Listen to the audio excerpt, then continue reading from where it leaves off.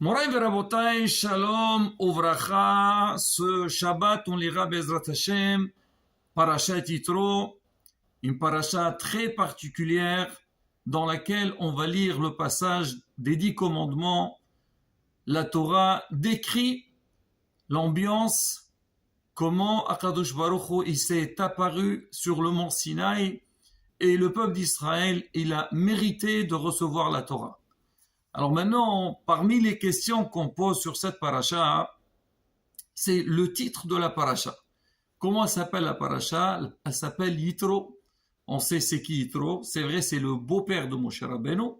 Mais par ailleurs, on sait que Yitro, à la base, c'était un prêtre. Il n'était pas juif. Alors, c'est quoi le mérite qu'il a eu Yitro pour que cette paracha, aussi importante, elle a été appelée, nommée avec son nom. Rabotai, donc ça je donne beaucoup de réponses, mais on va donner une réponse qui est très importante, même pour nous, pour la vie, et ça peut nous aider aussi à travers la paracha de la semaine. Am Israël, quand il a reçu la Torah, donc quelque part, c'est un nouveau élan qu'il a pris sur lui. Et nous aussi, on dit toujours, Ma'aseh Avot Siman Labanim, c'est que ce Shabbat, quand on va lire donc le passage des 10 commandements, bien sûr, toute la Torah est pareille, mais on doit aussi nous sentir comme le Mahamad Har Sinaï, ils ont reçu la Torah avec une grande ferveur, et ils se sont engagés pour l'appliquer, pour la pratiquer, et nous aussi, on doit faire pareil. Alors on dit en fait, pourquoi on l'a appelé au nom de Yitro, pour dire au monde entier que regardez Yitro, c'était quelqu'un qui était complètement loin, vraiment il connaissait même pas Kadosh Baruch Hu. Il a suffi que Yitro il s'est intéressé à ce qui s'est passé autour de lui, comme la Torah dit Waishma Yitro Mashimua Rashidi Mashimua Shama Ova. Qu'est-ce qu'il a entendu? Il a entendu la coupure de la mer Rouge et la guerre avec Amalek. On dit qu'il n'y a que lui qui a entendu, tout le monde a entendu. Mais la différence entre Yitro et les autres, c'est que Yitro, alors il a entendu et il est venu, il s'est intéressé pour savoir c'est quoi la grandeur d'Akadosh Baruch Hu et il s'est converti. C'est pas seulement qu'il s'est converti, il est monté à un niveau très très élevé. Alors on dit c'est pareil aussi. L'homme il doit savoir, même si des fois il arrive à des stades qui sont bas ou une situation un peu de désespoir, il ne doit pas du tout se désespérer. Il doit se dire tout est possible. On peut arriver, on peut avancer au point qu'on devient donc quelqu'un de très important. Yitro, il est arrivé, donc déjà, bon, c'était le beau-père de Moshe Rabbeinu, mais c'est pas seulement ça. La Torah, la paracha qui parle des 10 commandements, elle a été nommée en son nom. Et de qui il a appris ça, Yitro? Yitro, il a appris ça de Am Israël. Am Israël, quand ils étaient en Égypte, ils sont arrivés au 49e degré d'impureté. Même qui aurait pensé une seconde que Am Israël, ils vont s'en sortir ou ils vont changer de l'état où ils étaient? Mais on voit, non, avec une volonté, avec une prise de conscience, ils ont changé, ils sont sortis d'Égypte, ils sont montés de niveau jusqu'au moment de Mahamad al-Sinaï, quand ils ont reçu la Torah, c'est marqué quand Amsa est arrivé au niveau des anges, comme des malachim. Ani amarti elomaten, uvni elyon kolechem. Et ça, Rabotai, c'est aussi un message pour nous. C'est que c'est vrai au niveau de la Teshuvah. Donc c'est un message qui est très important qu'un Ben Israël, même si Hazve Shalom, il a fauté, il a trébuché, il n'était pas dans la bonne voie, alors il suffit d'avoir, comme on dit, une prise de conscience, s'intéresser, apprendre, connaître, et Bezat Hashem, toutes les portes s'ouvrent vers lui et on peut arriver. Ça, c'est une des réponses qu'on a données. Mais Rabotai, on peut aussi donner un message important sur cette paracha et par rapport à Yitro. On sait que Yitro, Rashi dit au début de la paracha, il avait beaucoup de noms. Alors parmi les noms qu'il avait, on dit il s'appelait Yeter. Alors on dit, c'est quoi Yeter? Rajouter. Lui, il a rajouté un passage dans la paracha de la semaine, quand il a vu Moshe Rabbeinu, comment il s'occupait du peuple d'Israël. C'était lui le chef, c'était lui le juge, tout celui qui avait un problème, il allait voir Moshe Rabbeinu. Alors Yitro, il a dit à Moshe, Moshe, Navol Tibol, Gamata et Gama'ama Sheritach. Il a dit, si tu continues comme ça, tu prends tellement de tâches, alors ça va être très dangereux pour toi, aussi bien pour toi que pour le peuple. Tu vas tomber. C'est dur. Et le peuple aussi. Il t'attend, il vient le matin jusqu'au soir, il attend pour les juger, pour, disons, te consulter. Alors vas-y, tu peux nomme des, comment on dit, legs, nomme des personnes qui vont t'aider. D'accord. Dans la suite, on avait vu ce qui s'est passé. Bien sûr, Moshe Rabbeinu nous l'a demandé à Kadosh Baruch Hu, et Hachem, il a validé. Donc ce passage que Yitro, il a proposé à Moshe Rabbeinu, donc de mettre des personnes en place pour l'aider, alors on dit, il a été mis dans la Torah, et ça c'est Yeter. Alors son nom était par rapport à ce passage que Yitro lui-même, donc, il s'est proposé pour aider Moshe Rabbeinu. Et on dit aussi, il avait un autre nom que nous on connaît tous, c'est Yitro. On dit c'est quoi Yitro? Yeter, comme on dit Shelo Yitro, c'est des à lui en hébreu. On dit comme on dit par exemple sa maison, Bayit Beto, Habayit Shelo. Alors ici, pour Yitro aussi, c'est Yeter Shelo. Pourquoi? Parce que lui, il s'est converti, il s'est intéressé à la Torah, alors on lui a rajouté donc ce waw dans son nom. Ça, c'est Rashi qui explique. Mais Rabotai, à travers un peu ce qu'on vient de dire, on pourrait apprendre un message qui est très très important pour nous, Am Israël, surtout pendant ces moments-là, qu'on va lire le passage de Matan Torah. On sait que c'est sûr que la Torah, on dit toujours Avodat Hashem. Le service d'Akadosh Baruch Hu, c'est faire les mitzvot. Voilà, il y a 613 mitzvot. Mais nous, notre Torah, elle est composée de deux parties. La partie Ben Adam la Makom, entre l'homme et le Créateur, et aussi Ben Adam la Havero, entre l'homme et son prochain. Donc le travail, il doit se faire dans les deux domaines. L'homme, il ne doit pas se suffire en disant « Oui, moi je suis bien avec le bon Dieu, avec les gens je fais ce que je veux. » C'est pas bon. Ou il dit « Moi je suis bien avec les gens et Hachem il me comprend, il n'y a pas de problème. » Pas du tout. Tu dois t'intéresser à tout et tu dois tout respecter. Bien sûr, on apprend et on avance. Alors maintenant, Yitro, quel message qu'il nous donne avant Matan Torah?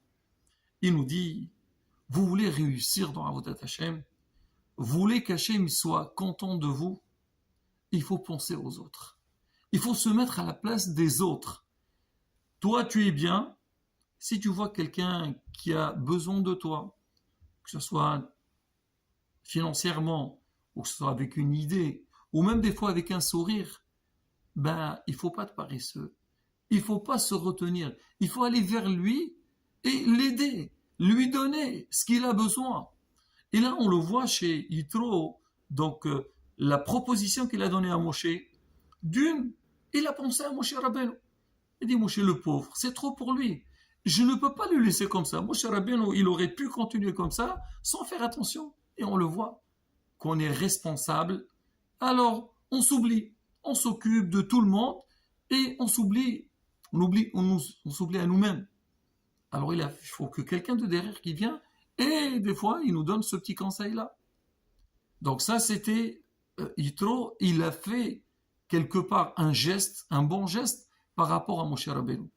Et c'est pas seulement par rapport à Moshe, mais par rapport au peuple d'Israël. D'une part, comme ce qu'on avait dit au début, c'est que le peuple attend toute la journée pour que Moshe Rabbeinu, donc, il puisse les écouter. Et donc, c'est pas du tout évident, c'est difficile. Mais il faut aussi, quand Israël vient aider Moshe Rabbeinu, Sari Alafim, Sari Asrot, des officiers, des responsables pour qu'ils viennent à l'aide de Moshe Rabbeinu. Et au moment qu'on a travaillé sur ce point-là, ça veut dire ce qu'on appelle donc penser à l'autre, aider l'autre, là, Bezrat Hashem, on est prêt à recevoir la Torah. Tout ce que la Torah va nous demander, donc on pourra le faire. Il faut travailler sur les deux domaines. Et cette idée, Rabotai, on la vit partout. On la vit déjà, c'est vrai, souvent, on a l'impression que quand on doit aider, c'est avec l'extérieur, dans la société, avec notre entourage et tout. C'est vrai. On vit, comme on dit, en communauté. Chacun, il doit donner de soi-même, penser à ceux qui sont dans le besoin. Mais beaucoup de fois, on voit que dans notre vie privée aussi, on a besoin d'être attentif sur ce plan-là, de penser à l'autre et aider l'autre, que ce soit au niveau de la vie du couple. C'est quoi la vie du couple? Toute la journée, un homme et une femme, ils sont mariés ensemble. Ben justement, même si on va dire chacun il a une tâche, il faut savoir une chose, que pense aussi à ton conjoint, que ce soit l'homme, s'il voit que vraiment sa femme, elle est fatiguée, elle a besoin d'aide, ou elle a besoin, n'importe quel besoin, il faut qu'il soit présent. Si c'est pas présent, pensez ce qu'elle a besoin. Pareil aussi, la femme, elle aussi elle doit penser à son mari. C'est vrai, bien sûr, on essaie d'assurer ce qu'on a besoin, mais non, des fois, peut-être qu'il a des difficultés dans son travail, ou quand on met la main dans la main, on voit que Bezat Hashem, comment on peut bien gérer tout ce qu'on a besoin. Pareil aussi au niveau de l'éducation. Pas l'éducation, c'est une chose, mais aussi le respect des parents. Les enfants, ils adorent leurs parents, ils aiment beaucoup. Mais beaucoup de fois, parce qu'ils n'ont pas la même idée que leurs parents, alors, quelque part, ils ont un rejet vers leurs parents. Ils ne savent pas que ce rejet, combien de tsar, combien de chagrin il peut causer à leurs parents. Et là justement, il faut être intelligent. Premièrement, quand les parents ils proposent aux enfants en général, les parents ils veulent que le bien de leurs enfants. Et le refus des enfants vers leurs parents, et justement c'est là leur allènement, la chose la plus difficile, que ça met une certaine tristesse, angoisse chez les parents. D'une, ils sont contrariés, ils ne sont pas contents que leurs enfants ne les écoutent pas. Déjà, quoi, mon enfant, il ne m'écoute pas, quelque part, c'est un échec. Et d'autre part, on oublie notre kavod, on oublie notre respect. Quand les enfants n'écoutent pas leurs parents, ça fait que les enfants, hasbe shalom, ils vont pas réussir. Ils ont besoin le meilleur conseiller pour les enfants, c'est les parents. Bien sûr, après, comme on dit, des poids et de mesure à chaque chose, mais en tous les cas, il faut avoir ça en tête. Comment écouter les parents, faire plaisir aux parents, Bezat Hashem, aller en même temps. Alors maintenant, pour parler le mérite qu'on a quand quelqu'un il va vers les autres, je vais raconter une très belle histoire. Comment Hachem, il voit tout. Et quand il voit que nous on fait un effort, Hachem nous donne tout ce qu'on a besoin.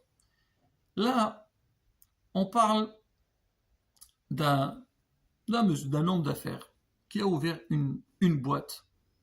Et lui, vraiment, il a tout mis en place. Et il a pris que des élites. Et maintenant, il lui restait, il lui manquait encore un bon expert comptable qui va gérer, c'est un poste qui est très important, un peu la comptabilité de son affaire.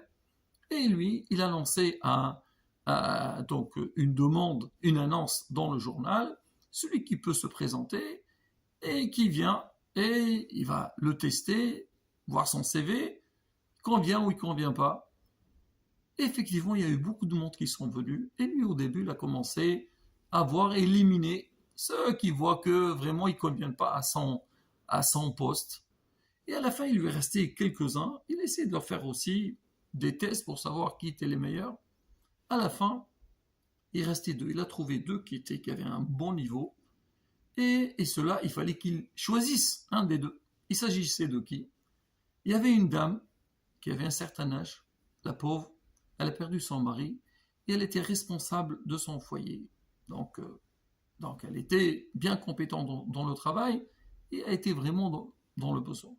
Il y avait aussi une autre jeune fille que elle a fait ses études, mais elle n'a pas eu encore son mazal. Elle n'était pas encore mariée, elle cherchait à se marier, mais bon, le mazal, il n'était pas là.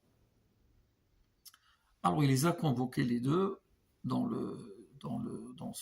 son bureau pour un peu faire, comme on dit, discuter et voir c'est qui convient.